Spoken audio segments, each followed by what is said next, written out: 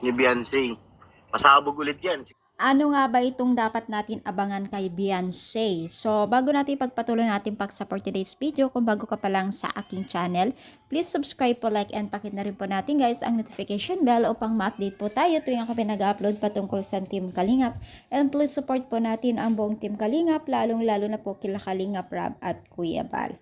So yun na nga po ang ating pasabog, talagang akaabang-abang ito, no? Alam ko po na marami din nag-aabang dito sa malalapit o sa darating na birthday celebrant po ni Beyonce. So ika nga, no, sa Team Kalingap mismo galing ito, no, na talagang kaabang-abang ito at dapat natin abangan, no, dahil alam naman natin itong si Beyonce din po ay talagang kinikilala din ngayon ng love team na si Kalingap Edo at si Beyonce.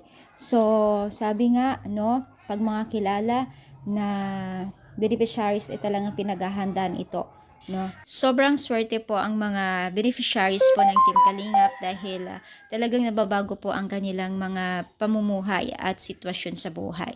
Kita naman po natin na talagang kailangan ng tulong po ang mga beneficiaries nila, lalo't pa man po ay talagang nagsasakripisyo din po sila sa pamumuhay nila na kahit tinutulungan na po ng Team Kalingap. Kaya naman po deserve po ng mga kabataan na ito na matulungan ng Team Kalingap at syempre sila po yung ginamit ni Lord para maibigay po yung mga karapat-dapat na blessing na para sa kanila.